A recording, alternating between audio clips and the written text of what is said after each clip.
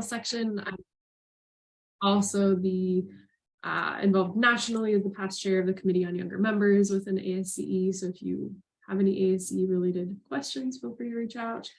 I am an environmental engineer. I work part-time in engineering these days and do some other stuff outside of engineering.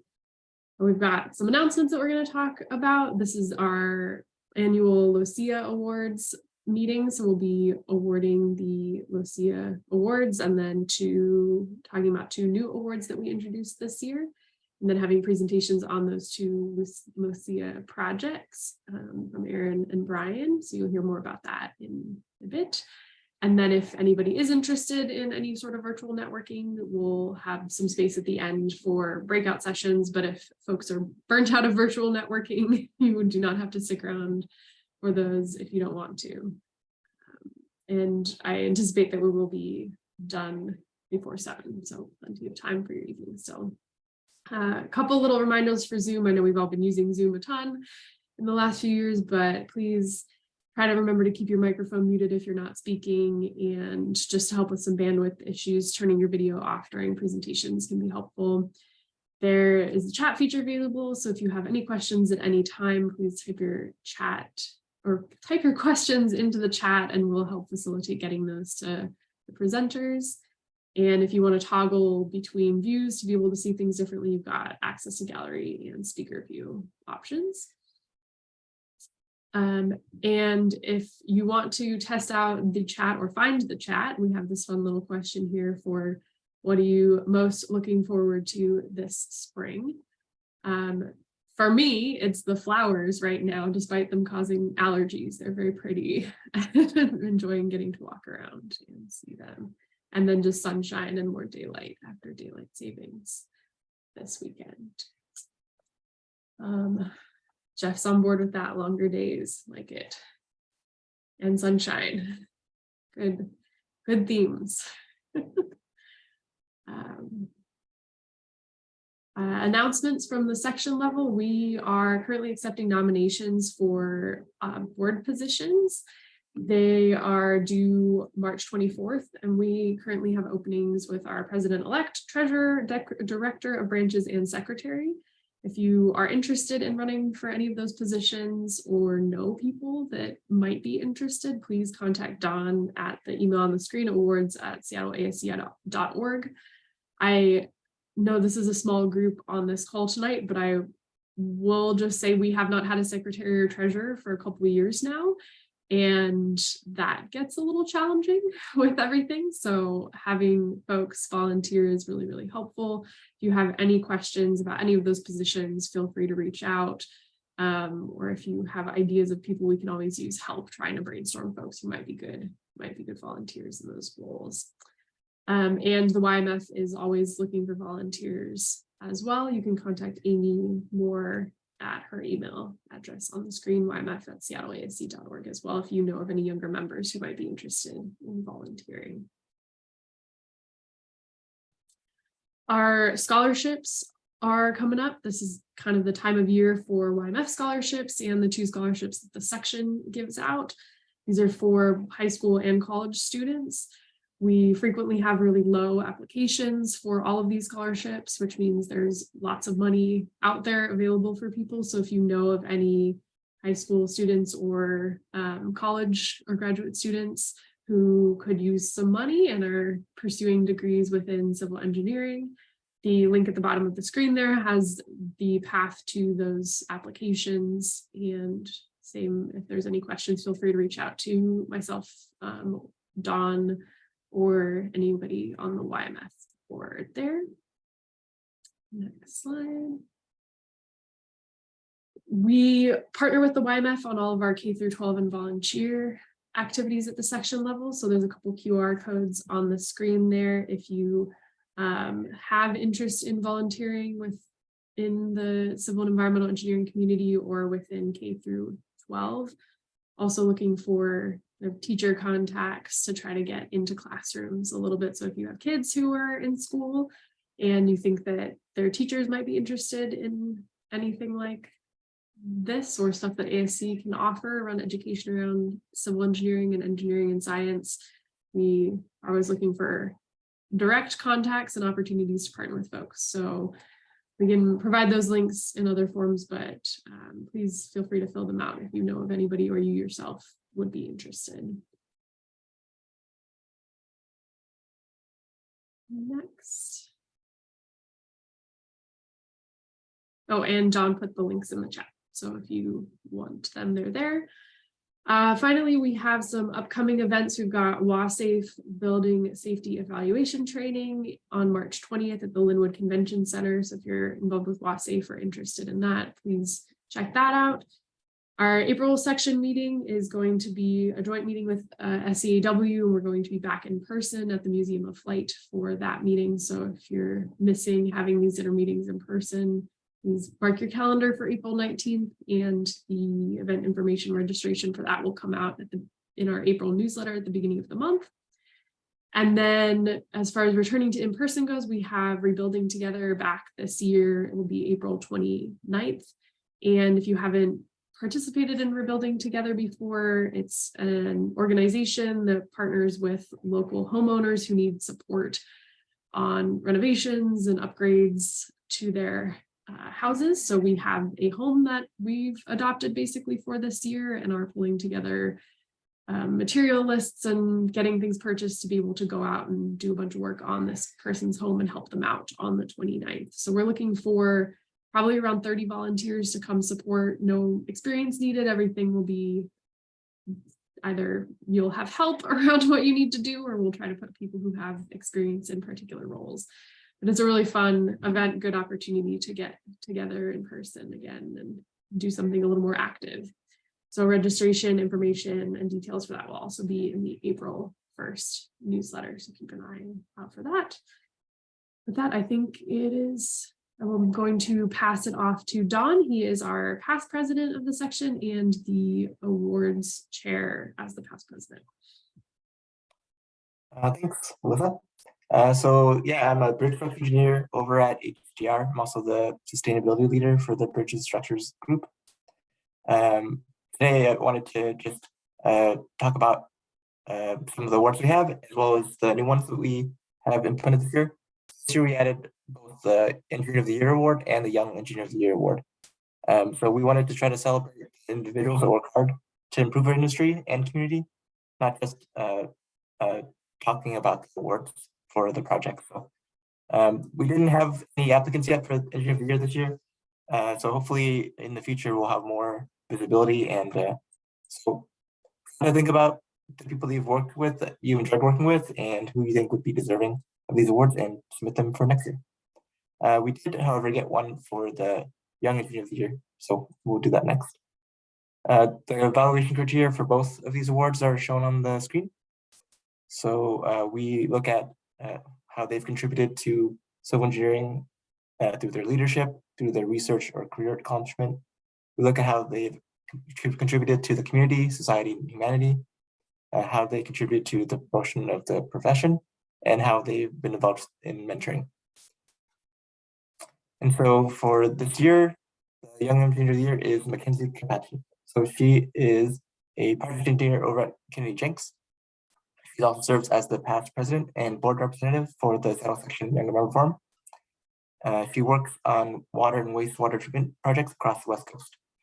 Her colleagues have this to say about her. Mackenzie is highly intelligent, curious, articulate, and hardworking. Her enthusiasm for our industry is contagious and inherently encourages other professionals to think creatively and deliver solutions that benefit ratepayers, the operator, and the maintainer. She works tirelessly to give back to the ASC community and our industry. And she puts all into every aspect in her life, and is nothing short of a kind, generous, and genuine woman. Congrats, Mackenzie. Thank you very much. I appreciate it. Did you want to spend any time? Did you want to give a little short speech or anything? Sure. I'll say a couple words. I just want to say thank you for bestowing this honor upon me. ASC has been instrumental in my professional development, life, and also my personal development, just with friends, and just being able to move from place to place and always have a home. So I'm incredibly honored to have this title for this year, and really just appreciate what ASC does for the community up here, and I hope to continue to give back. So thank you. Yeah, we really appreciate you being involved with the group as well. So, okay, let's move on to the LOCEA awards then. So here are the evaluation criteria for the LOCEA award winners. We look at what innovative features they have, excellence in design, their contributions to public welfare and safety, how compatible they are with the environment and sustainability, cost effectiveness, aesthetics, and effective use of materials. So this year we have 2 winners. We have the Water Resources Award to the Georgetown Weather Treatment Station, and the Water Resources Honor Award to the I-5 and SR-11 Patton Creek Fish Passage. We'll have presentations from both of them. So I'll let the project teams here present and tell you more about both of those. So I think first up we'll have the Georgetown Weather Treatment Station project to present. Awesome, thanks, Don. Let me share my screen.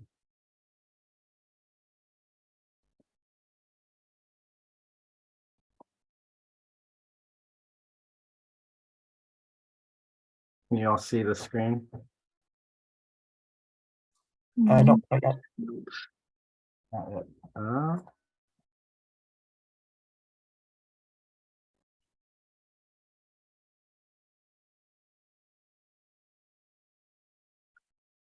Now we can.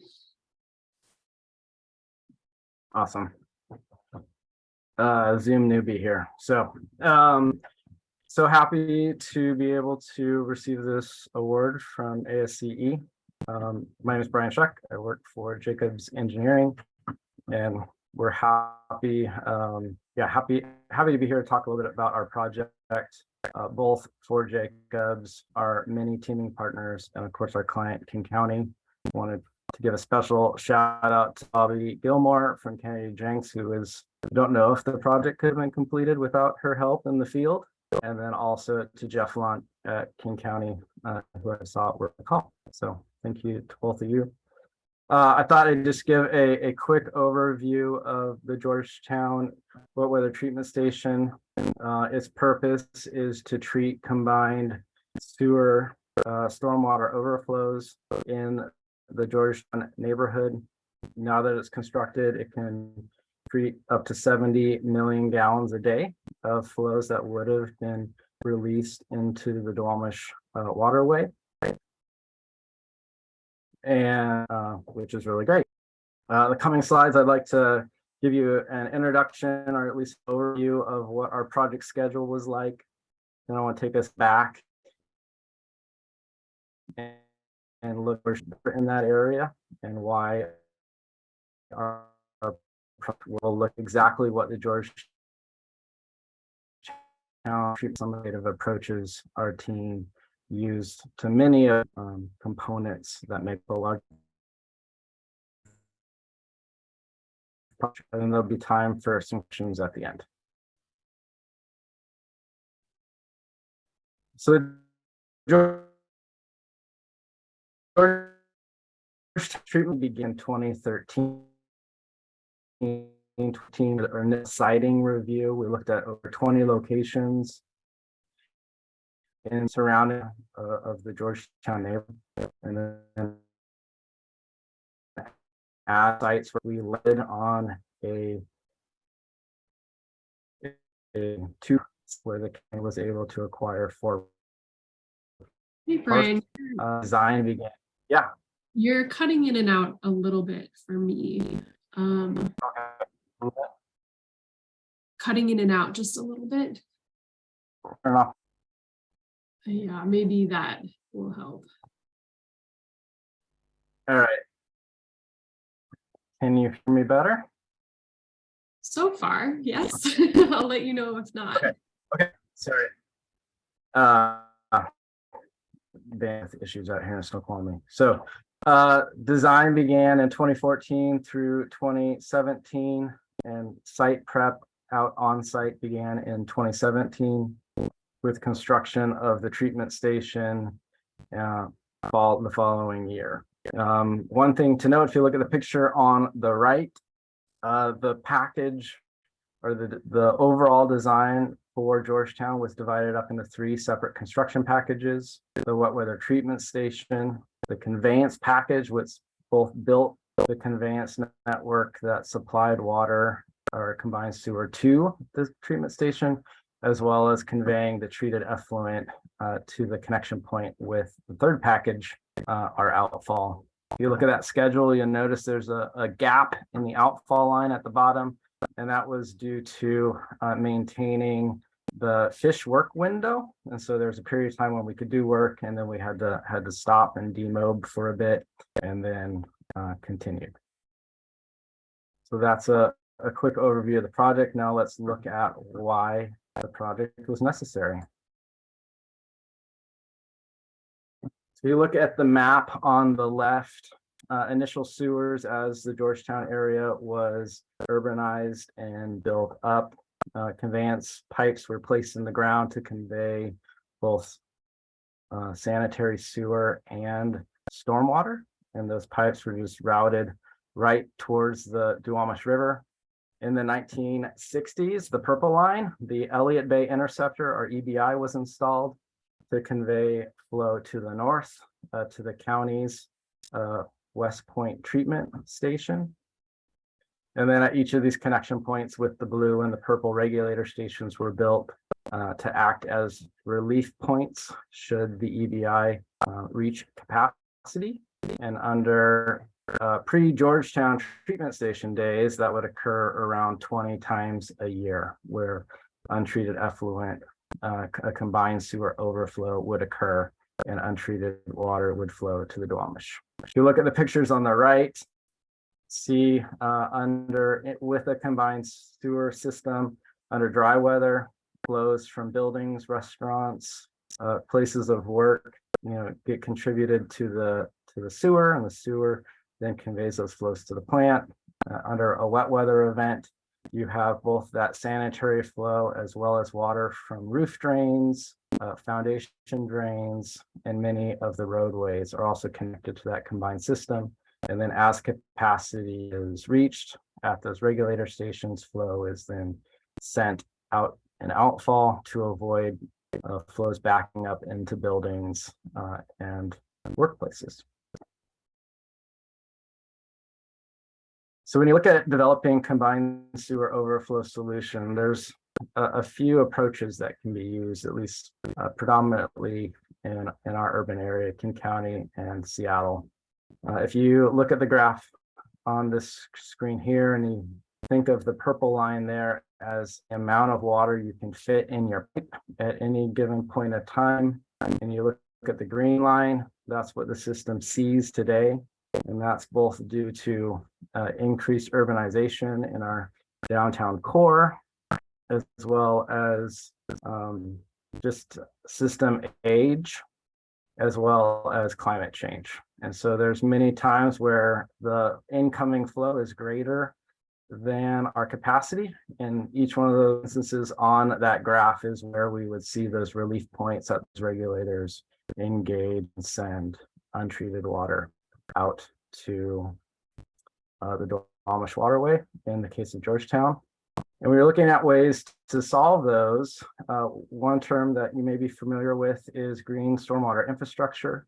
And that is an applicable solution when you have a sense where you don't have a lot of excess flow, but you have a longer duration. So you can engage those type of solutions to pick up, disconnect stormwater, and then treat it through a series of rain gardens or other measures.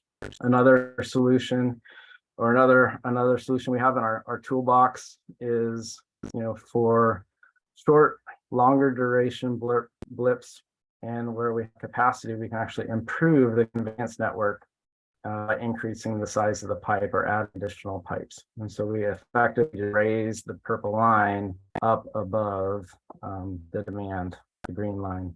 Some ongoing projects are the Jefferson, Hood Street surface interceptor projects.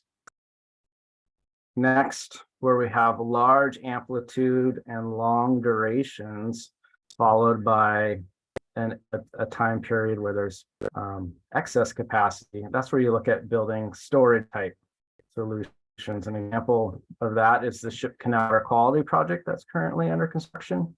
And that's being completed by public utilities in conjunction with King County.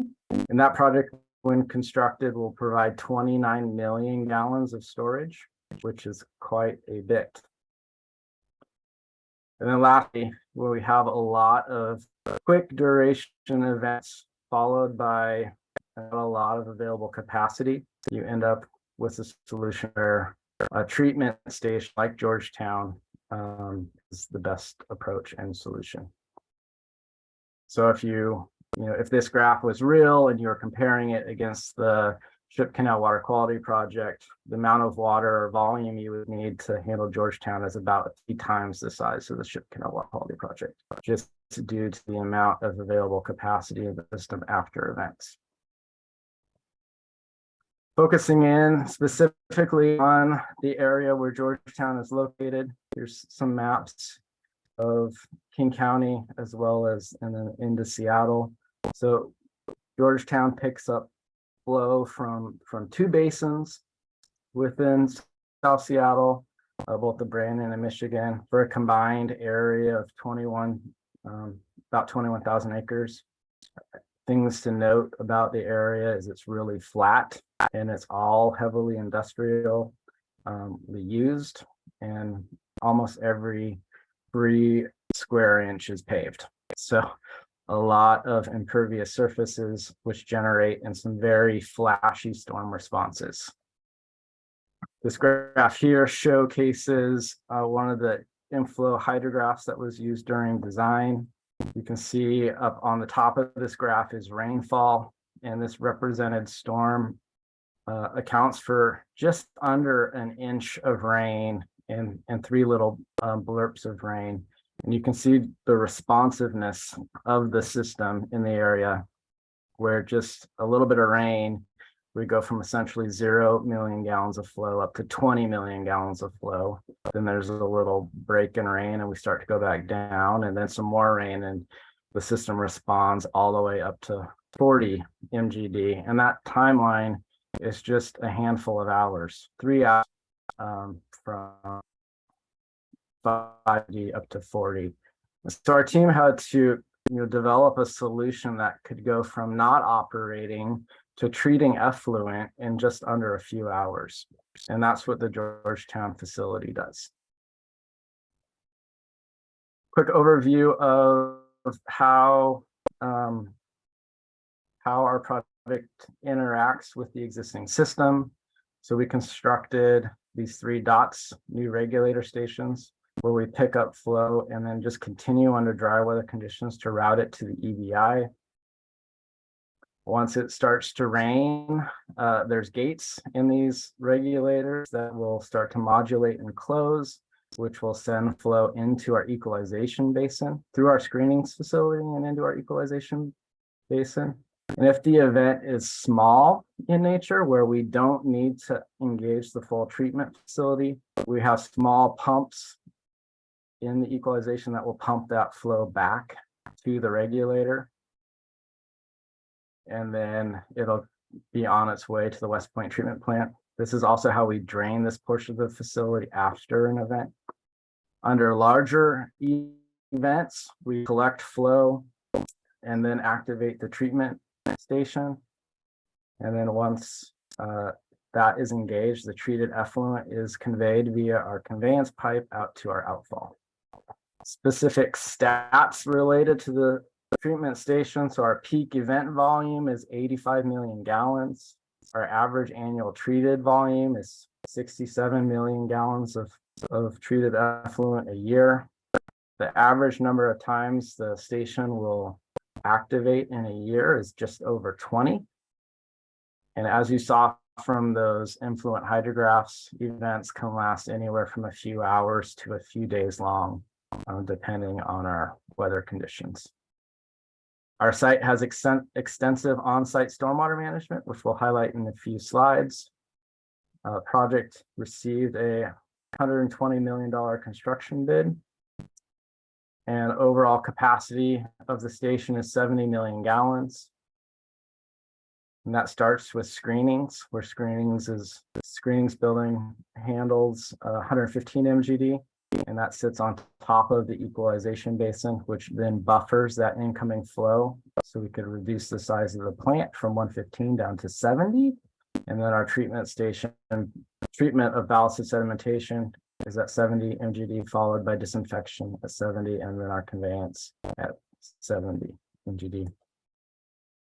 A quick slice through the facility so you can see all the parts and pieces. This is that main regulator station that is sending flow during a wet weather event into the screenings facility, which is located here on top of the equalization basin. After going through the screens, it passes through a drop structure and then is pumped via these 6 pumps to the treatment stations, treatment section, and each of those 6 pumps divide into 2 sets of 3, and they feed flow to our 2 treatment trains. So each treatment train is sized for 35 million gallons. So when they're both running, we have 70 million gallons of treatment capacity. This goes through our ballasted sedimentation process, and then through our UV disinfection process. And then it goes out through a drop structure and then into our outfall pipe once that treated effluent meets the required specifications by the state. So total time to make its way through treatment for flow is about 25 minutes at a flow of 70 MGD. Switching gears and just talking about some of the innovative approaches that were used throughout the design. One has to do with the conveyance design.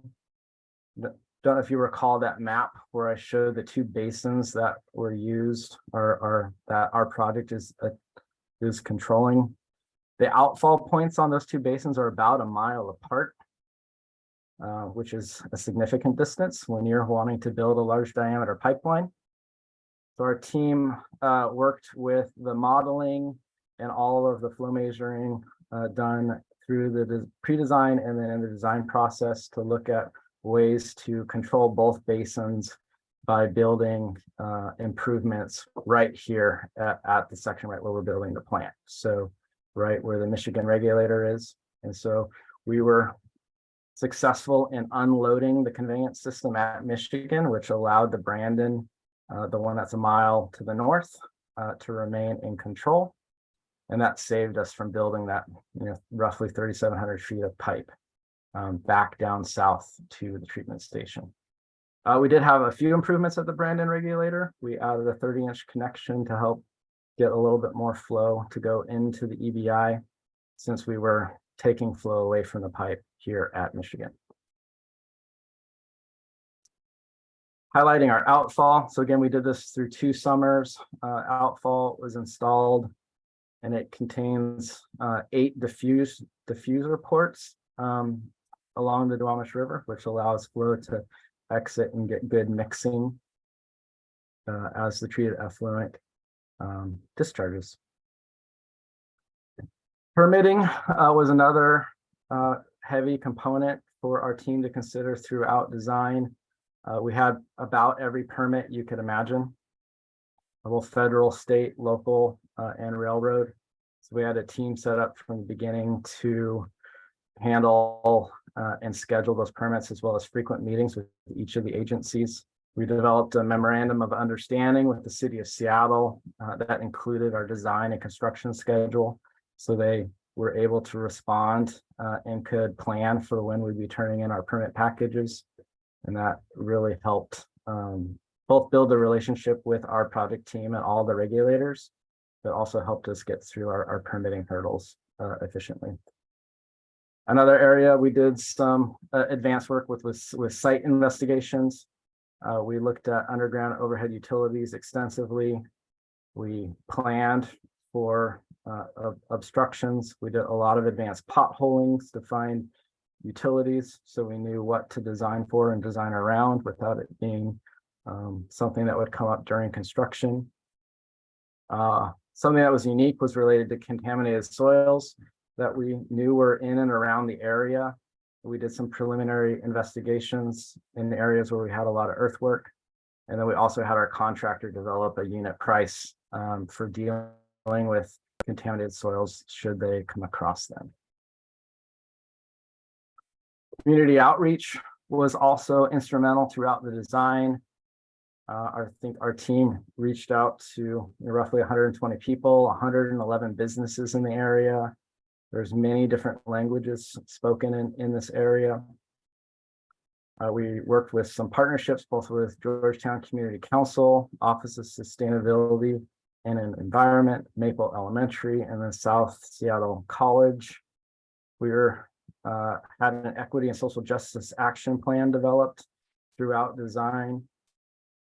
And then we participated in the formation of a design advisory group, which really helped, at least for this project, was active and engaged and really wanted this project to be, a landmark for the Georgetown area, something that they were proud of, something that they wanted to be able to see and understand just how this facility was working, both to treat combined sewer as well as the environmental benefit it was providing. Related to stormwater, we have a very involved site handling all aspects of stormwater that are generated on site. Some of the biggest ones are the rainwater harvesting that occurs. We collect rainwater from the canopy as well as the roof of the screenings facility, and those fill up cisterns and capture around 67,000 gallons of rainwater that is then used to irrigate landscaping throughout the summer months, both in our bioretention cells and other plantings throughout the site. We have a green roof installed on the operations and maintenance building, and then we utilize permeable pavement and block pavement everywhere we could to enhance the feature. And then here's pictures of those cisterns right here. Another interesting or at least use of technologies, we were able to implement augmented reality at stages of construction. This is a QR code. If you have your smartphone handy, that you can scan and actually see inside our equipment room underneath UV. Contractor used this area for staging since it was an area that was at early times in construction protected from the weather, and they wanted to have a good visual of what the built out space would look like. And so we provided this QR code, and they were able to sequence their staging in and around equipment being delivered and dropped off. And then the last thing that is one of my favorites in conjunction with our artist and our architect, they developed this whole theme related to the theater of a storm that has some unique visuals for the community when the station's operational. It starts at the regulator. When the regulator becomes active, there's an 8-foot diameter LED lit green circle that will light up and start pulsing as the regulator begins to do its job. And then if flows get to a point where it starts sending flow to the treatment station, lights will light up around the screenings facility and odor control facility. And then once the full plant is active, all the lights light up on the treatment station, and pictures on the right of what that'll look like.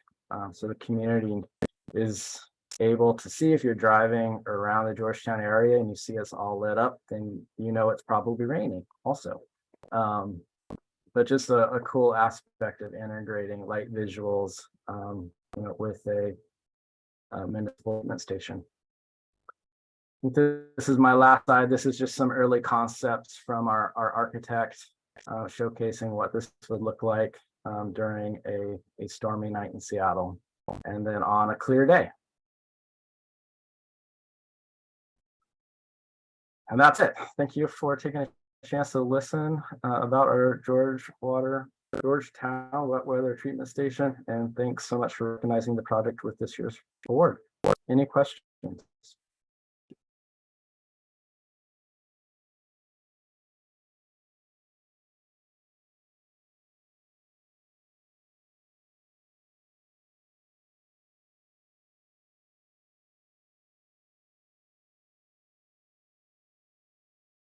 I didn't put everybody to sleep, did I? You did not. And it looks like Bobby's got some people waving and saying hi. Hey, Bobby. Yeah, that was super interesting. Aren't you? Thank you, Brian. Nice job. Oh, you're all there. We are. Cool. So on screen, we have Tina Hastings, who's our project manager, and Steve Bachman, our INC lead, and Bobby off to the side. Thanks for joining together.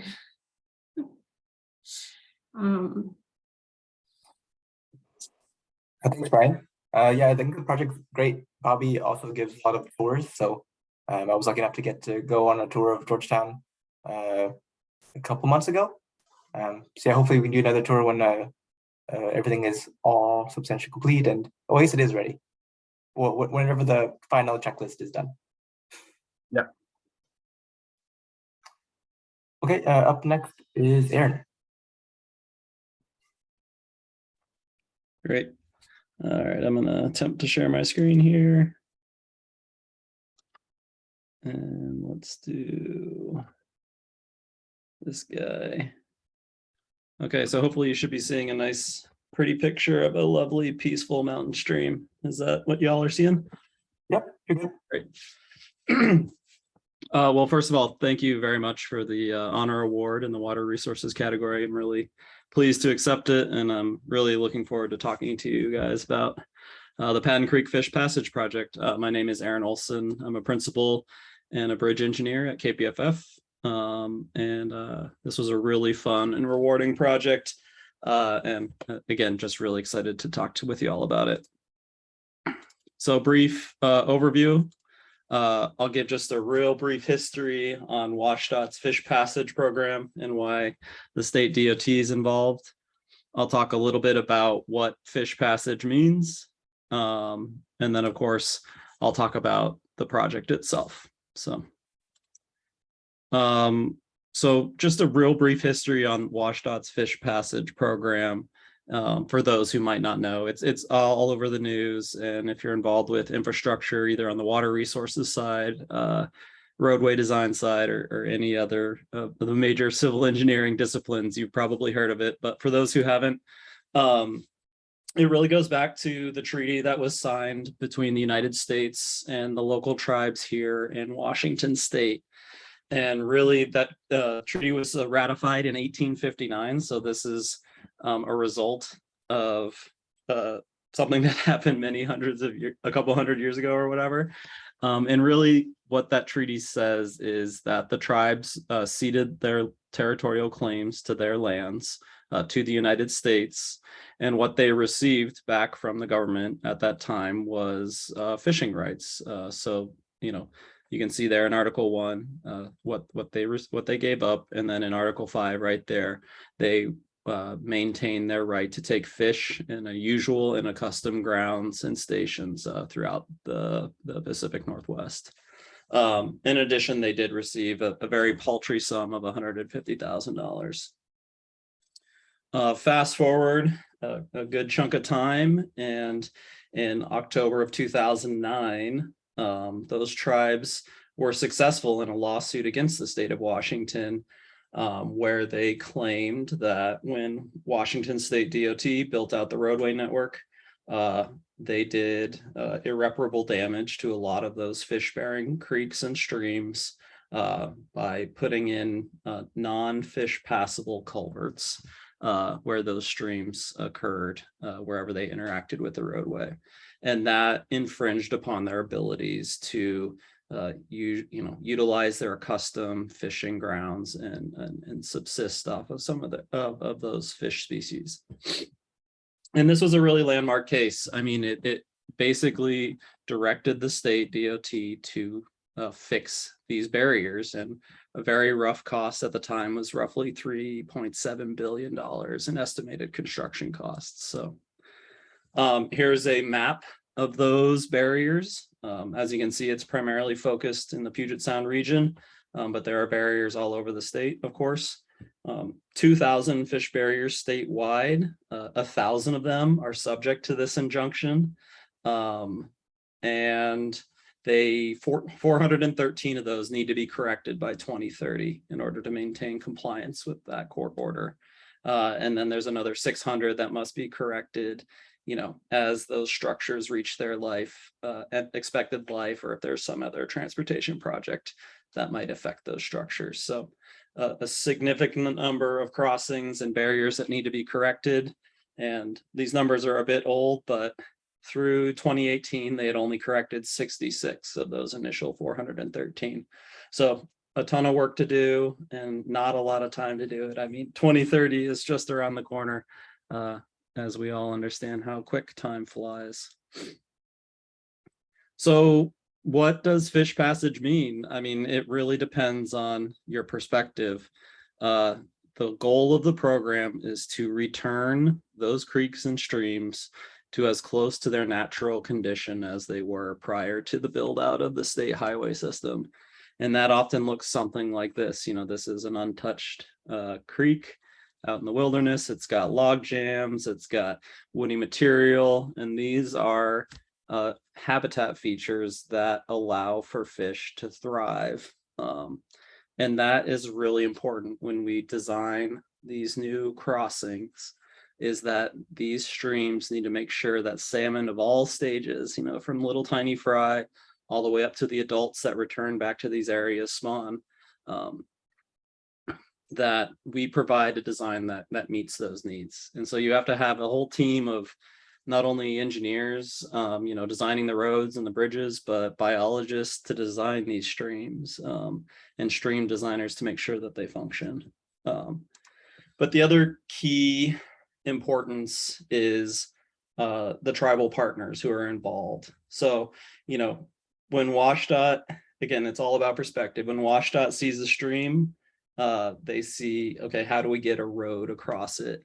The perspective from the tribes is quite the opposite. When they see a road, they want to see how they can move that road around the stream. So it's important to understand that we're undoing quite a bit of damage that was done and trying to restore things back to that natural condition or as close to, so that the functionality and habitat of those streams can be improved, and hopefully that the fish return to them and that those numbers bounce back. So let's focus specifically on the project. So here's a brief overview of the team. The owner, of course, is WashDOT. This was delivered as a design build contract. So the design builder was Granite Construction, who was our client. KPFF was the prime designer. We led civil design, structural design, and then design of the stream itself. Key team members we had on board, of course, was geoengineers. They provided geotechnical engineering, permitting, and then some stream design support.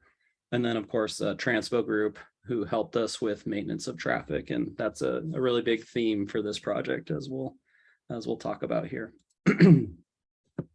So just a quick orientation of where we are in the world here. So we're up north of Seattle, just outside of Bellingham along the I-5 corridor. Zooming in, here you can see a more zoomed in site. And Patton Creek traverses under I-5 and under SR-11 in this general vicinity. You can see there I-5, it goes under both northbound and southbound lanes, and then SR-11, which is a WashDOT controlled road within the city of Bellingham, is just off there to the left, and the creek also crosses under that roadway.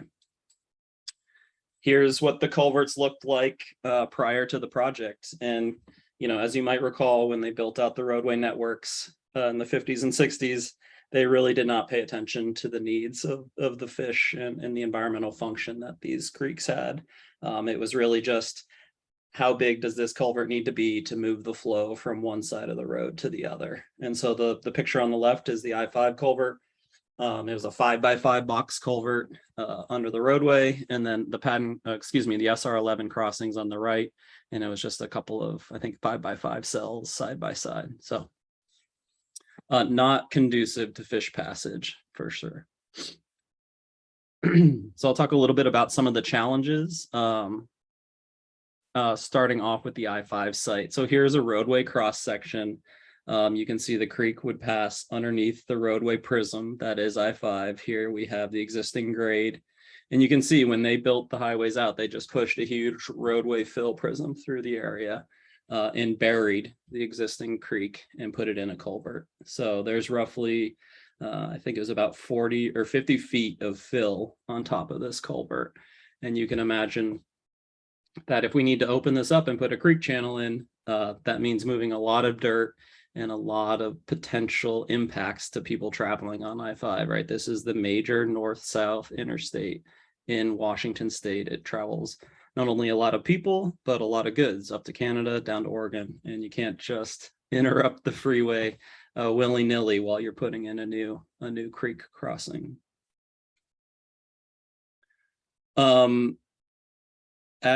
Because this was a design build project, we picked up the design during the RFP phase, and WashDOT's concept looks something like this. So here you can see there's that little 5x5 box culvert, and WashDOT was required us to put in a 44-foot wide channel.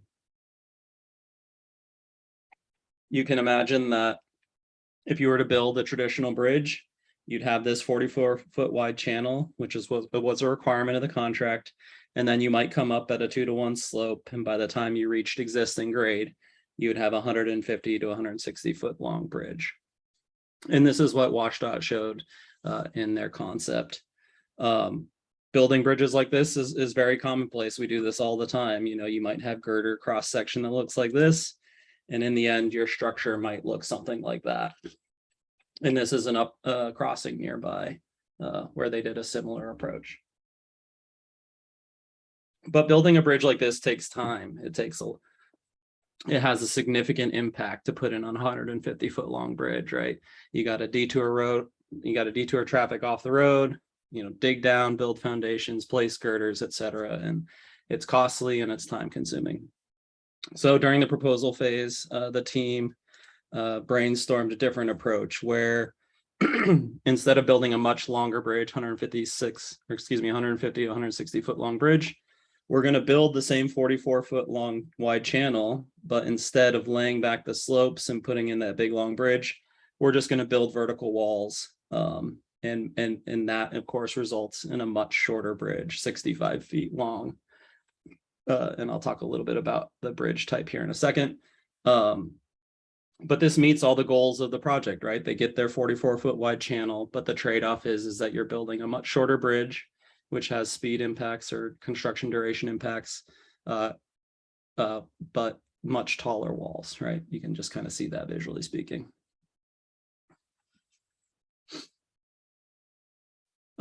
When you build a shorter bridge, you can build bridges faster. It's just kind of a general approach in bridge construction. So we had a very simplified cross section. It's these slab girders right here. You know, these are very run-of-the-mill girders. They're much smaller and easier to handle than larger 150-foot long bridge girders.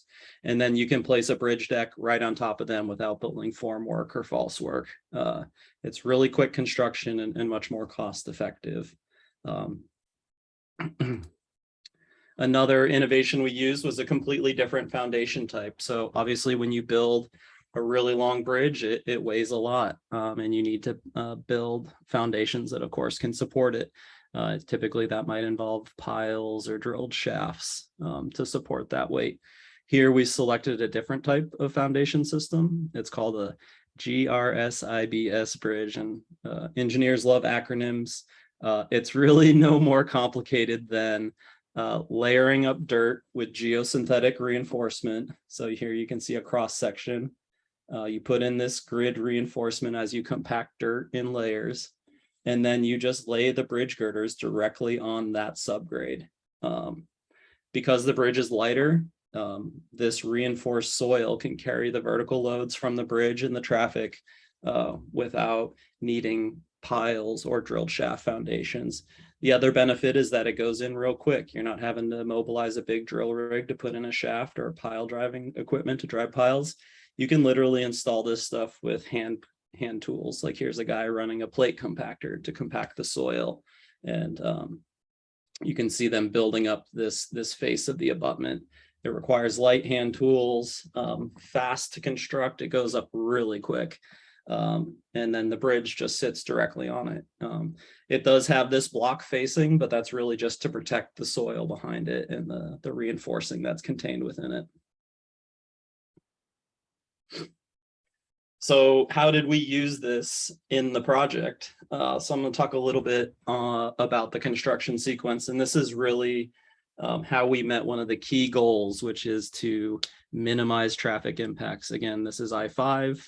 The contract is very strict on the amount of days that you're able to impact I-5. And we had sort of these rules with which to play.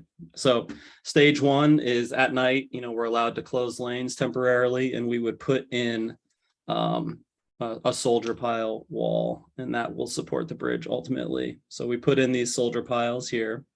Then we push traffic off to a detour. So now we've built a temporary roadway detour, and we excavate down to this first stage here. So traffic's off to the side, we excavate down.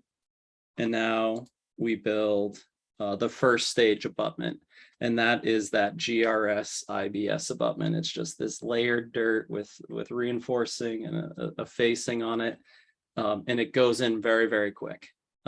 Easy peasy, lemon squeezy.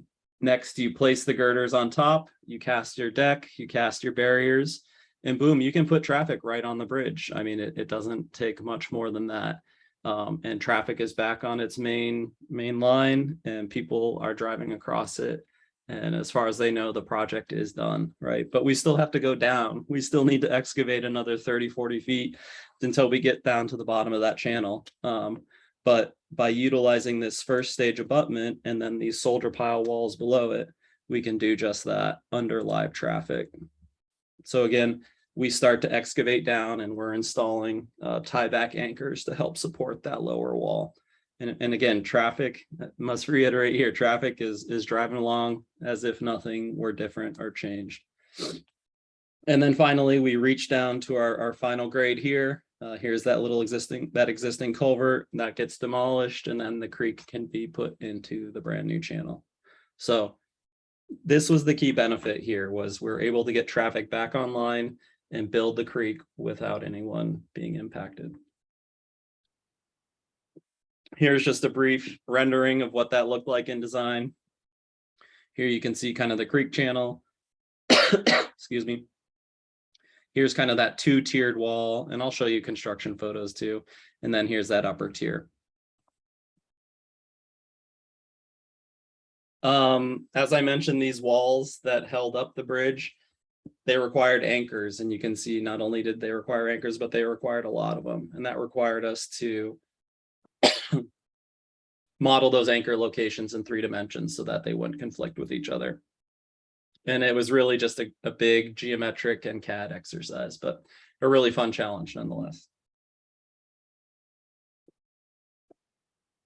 Okay, construction. This is much better. These are actual photos. This is what we did in the real world. So here we are. We started with southbound first. You can see they've built a temporary shoe fly, they call it, where they push the road into the sort of grassy median. And we're starting to build that first stage abutment right here. You can see here's a different view. Traffic's pushed over to the left, and they're starting to lay out that soil reinforcing grid as part of that first stage abutment, that GRS IBS abutment. And again, it goes real fast. They're able to do this with small tools, no drill rigs, no pile driving equipment, etc. The first stage abutment is complete, and now you lay the girders on top. You cast the barrier, and then you can push traffic right onto it. Here you can see the abutments. That first stage is in place. Here's the barrier in place, the guardrails connected, and this is open to live traffic. And now you can just start digging down at kind of your own pace, and people are driving above you as if nothing happened. I remember going out to site in the middle of construction and driving over these bridges and not even realizing that, we had driven past the project at 60 miles an hour. So anyway, the bridge is in place, and now we're continuing to dig down, and they're installing the soldier pile wall and some of the anchors. And you can see they're just slowly progressing the excavation down while traffic is rolling ahead on top. Just a nice aerial overview. You can see both bridges are in place. Excavation has really progressed. And this was when they shut down for the winter. So as you can imagine, of course, in Western Washington, it's extremely wet in the winter and no one wants to dig around in the mud for 2 to 3 months. So the contractor elected to put in some temporary stabilization and just kind of take the winter off because it was a muddy mess even when it was relatively dry. But you can see we're getting close to the bottom of excavation. The bridge is up, functioning as a bridge, and excavation is proceeding. Finally, we get down to the bottom of excavation, and here they are applying concrete to the finished walls here. We were able to use shotcrete, which really is just a fancy way of applying concrete without forms. It uses a pneumatic gun to spray the concrete up against the wall in the reinforcing, and is a really efficient way of doing it. But the excavation is bottomed out, and we're starting to finish up these permanent walls for the project. Here we are, a lot of the concrete work is finished, and now they're starting the creek channel work. It's summertime, so the fish window is open, so to speak. And you can see here in this photo, they've been able to divert the creek into into a temporary bypass pipe. So all of Padden Creek is flowing through this pipe, and they've suspended it off the wall. And off on the left-hand side here, you can see the old culvert. So this is what Padden Creek was flowing in, and they're getting ready to demolish this culvert and build out a new creek channel. Here's another view of the site. So I mentioned both northbound and southbound I-5, but there was also a frontage road that had a similar culvert underneath it, and that was part of our project, and I'll show a photo of that. But here they are, they're digging out. Because it was a frontage road, it was very low volume. We were able to close the road and kind of just dig out the hole in a more conventional method. So that's what they're getting ready to, or that's what they're in the midst of here. But just a really interesting shot because it's a really expansive site and there's a lot of construction happening, but to the general public perspective, they really aren't noticing it. And then finally, we've completed the project. This is taken, I don't know, maybe 6-9 months ago. And I'll talk about some of the habitat features here in the next photo, but you can see I-5 northbound, southbound. You can see our walls sort of holding up the structures. And now you can see sort of the finished creek channel below. And this is that frontage road. And I'll talk about what we installed there. Nope. Here we are down at creek level, and the frontage road, which I mentioned, we were able to use an arch there because we were able to close that road completely and excavate down. A more traditional system was able to be used. But you can see the bridges are complete, the walls are complete, and they've installed a lot of the habitat features as part of the creek restoration. Includes a lot of stream bed material, a large woody material for habitat and erosion control and scour control. And obviously, there's vegetation that's planned here. It just hasn't quite grown in yet. Here's another view looking the other direction. Again, a lot of habitat features, large woody material, and then plantings that will grow in over time and as the project matures. That was the big glamorous part of the project, but I also mentioned I-5, or excuse me, the SR11 crossing. So this is a much different condition. This was an urban location. I mean, the other site had its challenges with I-5, but this site was unique too, because now we're in Bellingham proper. And as you can see, this is a fairly busy arterial. Padden Creek flowed, or in its past condition, passed underneath the road in that small culvert right here. And you almost can't see it. This was what it was before, but this is a really busy intersection. And so a really big challenge to work in an urban environment.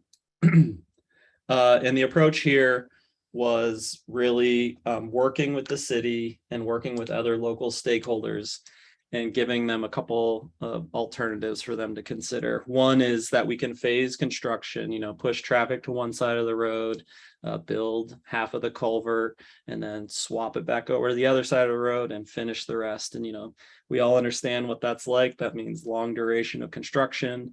And it means a lot of disturbance over a longer period of time. The other alternative is that we can just get in and get out in a one weekend closure. And that's exactly what we did and what the city preferred, just sort of rip the Band-Aid off, close the road for the weekend and go to work. So obviously, first things first, we closed the road at, 9 or 10 p.m. on a Friday and immediately started excavating and tearing out the existing culvert. Obviously, the water flow had been diverted to a temporary bypass at this point. Crews were able to work, all through the night, day and night, and prep out the site. Here's that busy intersection right there, obviously closed, and just start laying down precast culvert. Because the crossing here was much smaller than at I-5, we were able to get by with a more traditional culvert section. But again, just laying down these culvert sections, putting it down on the bedding material, and moving along sort of like a Lego set. Here they are placing some of the backfill, placing some of the creek material on the inside. And we were able to get in and out of the site in like 48 hours, 46 hours, something like that. So here it was first thing Monday morning, and the general public really had no idea what the work had to happen over the weekend in order to get it in. But again, just to remind everyone that these are habitat restoration projects, and so that means building stream habitat. And so you can see a lot of those features here on the right hand side. Large woody material, again, is a big part of that. We have these big logs that are laid out. They actually bury some of these logs upside down with the root wads sticking up. I can't remember what the heck they call them, but it has a special name. But again, the whole point is to create habitat. Here you can see some plantings. Those will all grow in, of course, and some of those log materials. Here it is a little bit more mature. And wouldn't you know it, like within a week of us opening this crossing, there was a flood event, and the design performed as expected. You get these little off-channel habitats for young fish to sort of weather the storm during a flood, but you're also able to pass, these large volumes of water through as designed. So that was really cool to see, right? You spend a lot of time designing and thinking how things will work, and then the design flood comes, and sure enough, it worked the way you wanted it to and the way it was intended to. Oh, got ahead of myself. And then here we are in sort of a more grown in natural condition, right? So this is many months after the project was completed.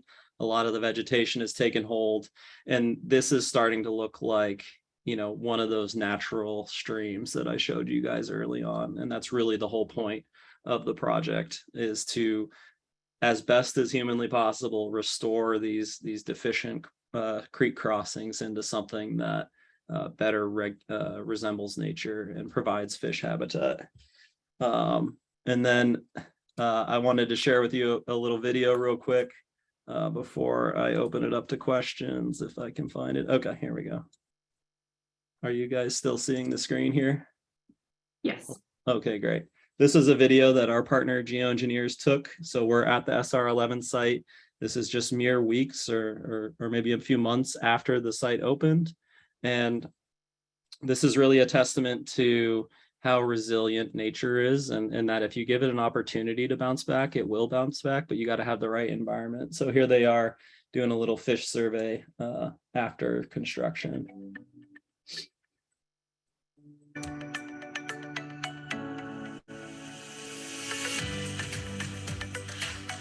And these are baby salmon that have migrated upstream and are using these features, using that log, that large woody material, as habitat to shelter under, to avoid predation. So this is the rewarding part here. You kind of get lost in the design over time, but when you see stuff like this, it really kind of makes you feel good, makes you feel like you made a difference. So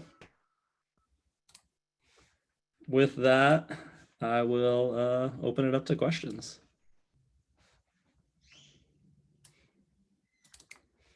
Yeah, Jeff, go ahead.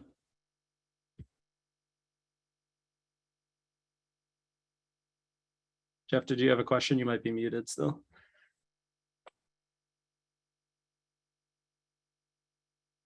You're right. I was muted. Not used to this Zoom stuff.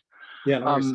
Teams is now my favorite. Anyway, on the I-5 shotcrete walls, Yeah. how do they transition from one day's work to another? Is there a cold joint there, or what's the prep work between from? I can see different layers in your. Yeah, right there you can see it. So yeah, there is a construction joint. It is roughened intentionally so that you get good bond between the placements. But that was all part of our design, because obviously you can't place, 40, 50 feet tall shotcrete all in one shot. So that's how they handled sort of the staged placement of the shotcrete. It's amazing how technically skilled these they call them gunmen, I think, or something like that. They have to take a lot of pride in their work, and it's really difficult to place shotcrete and place it well. So it requires a lot of certification, a lot of skill. It's really more of an art, to be honest with you, but they do a great job.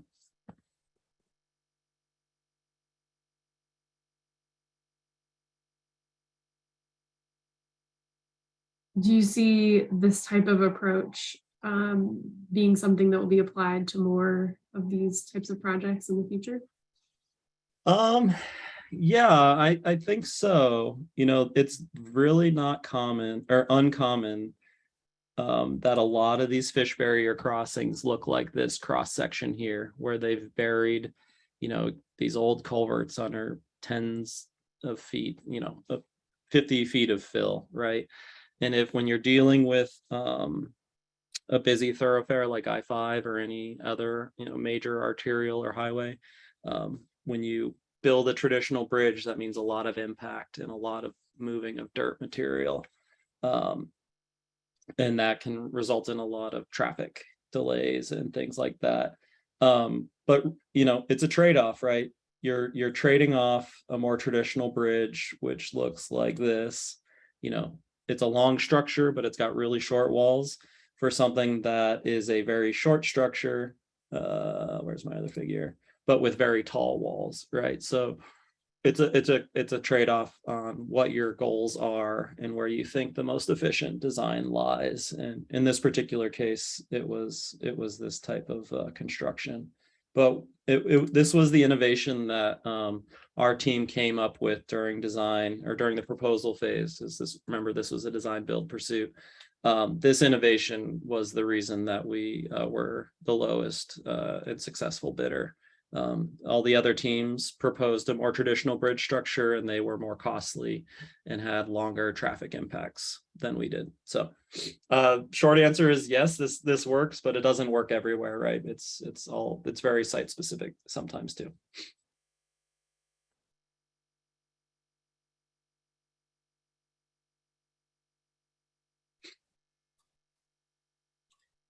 Any other questions? If that's it, then thank you, Aaron, and thank you again, Brian, for the presentations. We'll send you the award plaques as soon as we print them. I think we're waiting one or two groups to let me know how many you want. And I'll also be sending you some links to the Region 8 project awards and the society level awards in case you wanted to apply to either of those. And with that, I will pass it off to Alyssa to close up. Awesome. Yeah, thank you. Echo everything Don said. Congratulations. Both of you, really, really good projects. I appreciate you being here to share more about them for us this evening. With that, just a reminder that we have a couple of upcoming events in April to keep an eye out for: the in-person joint meeting with SEAW on the 19th and Rebuilding Together on the 27th. So hopefully you can see folks there. If anybody is interested in virtual networking, breakout rooms, depending on how many people, feel free to stick around. Otherwise, thanks for coming, and we'll see you soon.